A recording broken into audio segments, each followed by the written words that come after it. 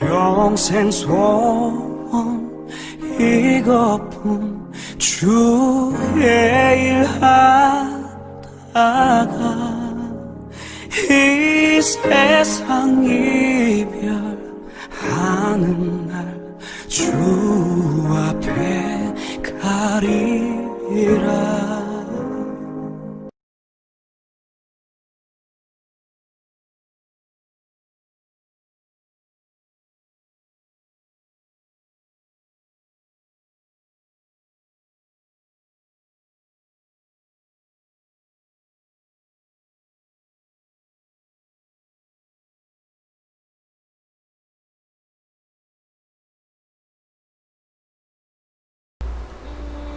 황해도 황주에서 출생한 이만철은 평북 중강진에서 이창희를 만나 결혼 후 백두산 산판에서 감독원으로 일하면서 해방 이전부터 소련군이 북한에 들어와 공산당이 통치하는 것을 보고 신앙의 자유를 위하여 1944년 5자녀들과 같이 야밤에 38 경계선을 넘어 북한을 탈출하여 서울 동대문구 용두동에 있던 월남 난민 천막 수용소에 입소하였다.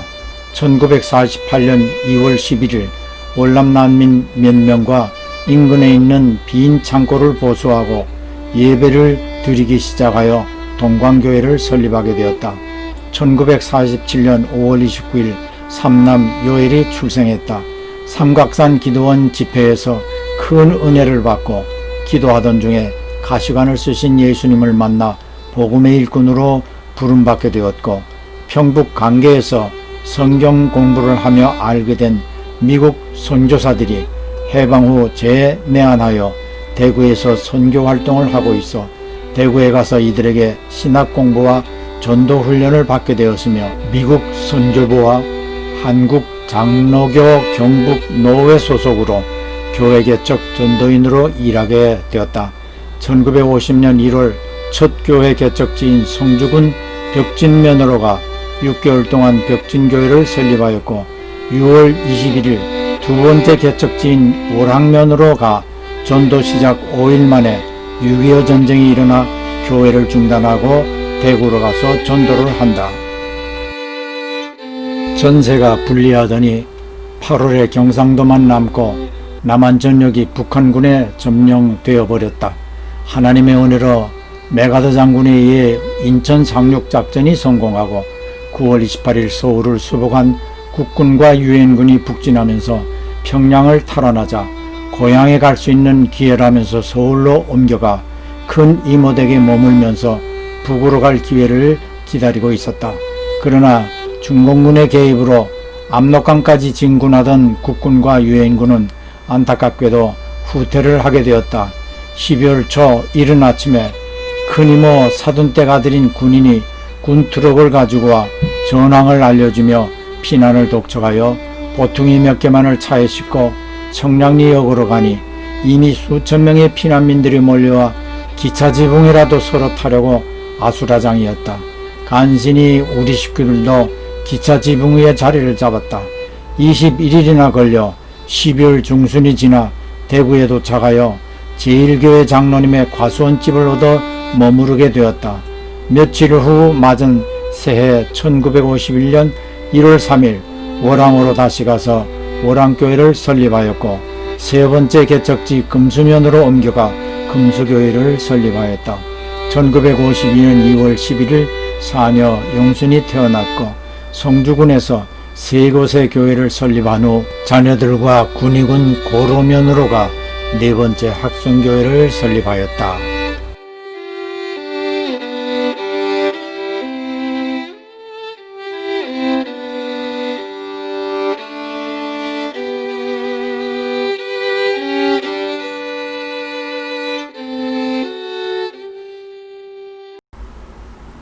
(1953년 5월 17일) 우리는 고르면을 떠나 온종일 걸어서 위에 지도를 따라 강을 건너고 산을 넘어 화본으로 갑니다.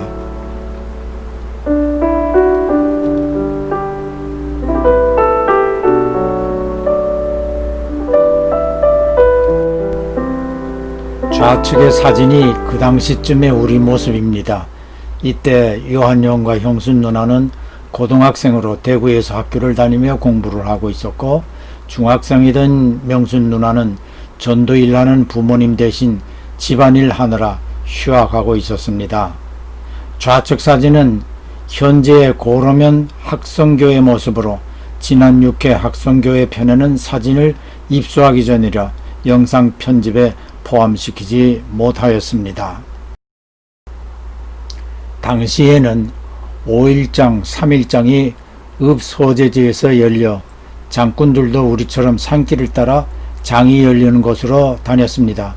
부친은 5살 정도의 요애를 업고, 모친과 약순 누나는 보퉁이를 머리에 이고, 명순 누나는 돌이 지난 영순이를 업고, 나는 책보와 작은 보퉁이를 등 뒤로 메고 강을 건너고 산길을 따라 장꾼들과 같이 가다 쉬다 고려면을 떠나 온종일 걸어 화본으로 갑니다. 앉아 쉴 때면 부모님과 같이 찬송을 불렀습니다. 태산을 넘어 험곡에 가도 빛 가운데로 걸어가면 주께서 항상 지키시기로 약속한 말씀 변치 않네.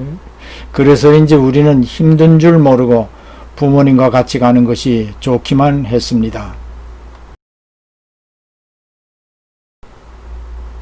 부친의 화본교회 개척 기록입니다. 1953년 5월 17일에 화본에 도착해서 국민학교를 빌려서 회집하기 시작하였다.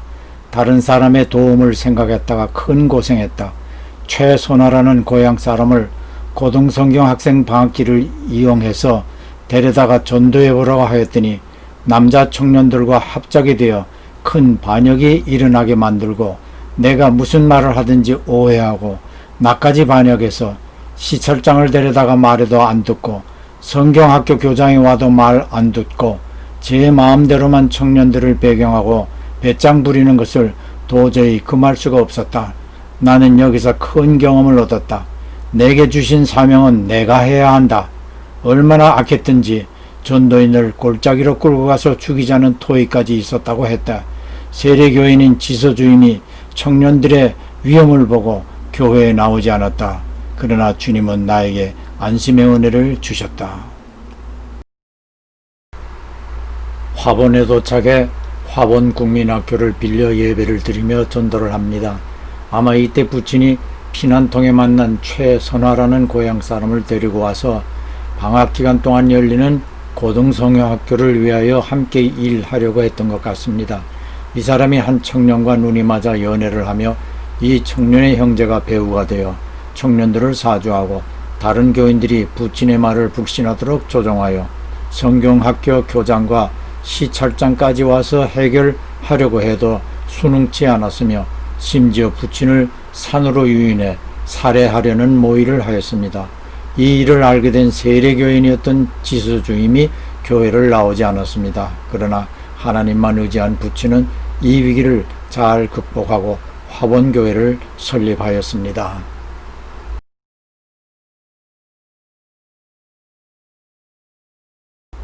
간부열 안두화 선교사와 각 교회 교인들의 헌금 61,394환 중 10칸 초가집을 4만원에 구입하고 나머지로 증개축하여 화본교회를 설립합니다.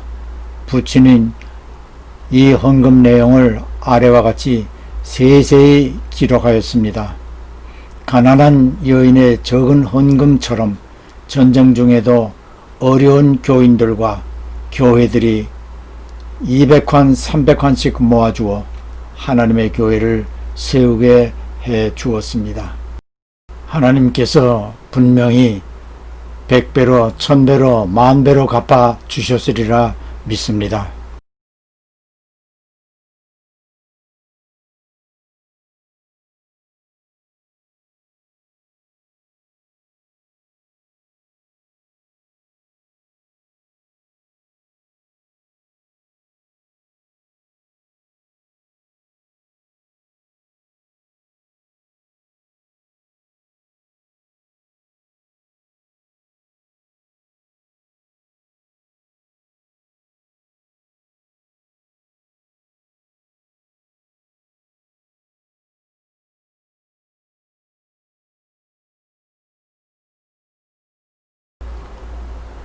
화번역은 네티즌들이 국내 제일 예쁜 역으로 선정하였답니다.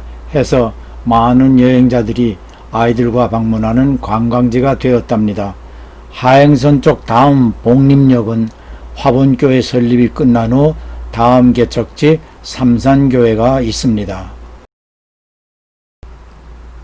화번역 뒤로 나가 큰 길 우측으로 돌아가면 우리가 교회를 시작한 그 장소에 현재의 화번교회가 세워져 있습니다. 국민학교 2, 3학년을 이곳에서 살았고 교회에서 철길을 건너 급수탑까지가 기관차가 새 석탄을 갈아싣기 위해 석탄재를 땅에 쏟아 놓으면 그것을 바켓치에 담아와 땔감으로 쓰거나 화로 불러 쓰기도 했습니다. 약손 누나와 나 요엘까지 저녁이면 화번역의 직원들 몰래 세워놓은 객차 안에 들어가 기차 타는 놀이도 해보았고, 토요일 아침이면 모치는 삼산리에서 전도하는 부친과 같이 전도하기 위하여 기차를 타시는데, 우리가 철로가에 나가서 서 있으면 승강구에서 모치는 10환짜리인지 100환짜리인지 지폐를 바람에 날아가지 않게 구겨서 우리에게 던져주면 기차가 멀리 간 후에 그것을 주어 가게로 가 군것질을 하던 기억도 있습니다. 한 번은 부친이 돼지를 잡아 교인들과 잔치를 벌려 돼지고기를 포시간 내가 체하여 혼이 난 일이 있어 이후 저는 돼지고기를 잘 안 먹습니다.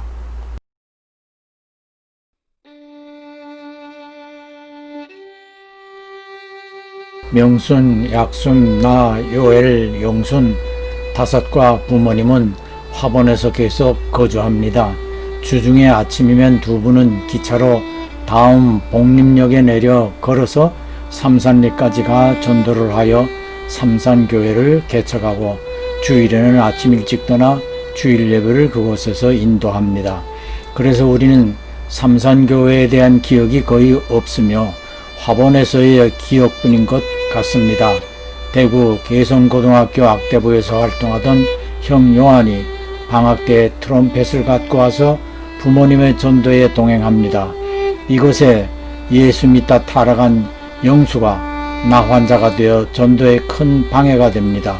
두 분의 땀 흘림이 헛되지 않아 그분이 회개하고 교회로 돌아와 병고침을 받고 이 교회 개척을 위해 크게 헌신합니다.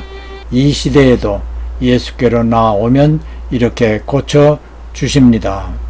내 평생 소원 이것뿐, 주의 일 하다가 이 세상 이별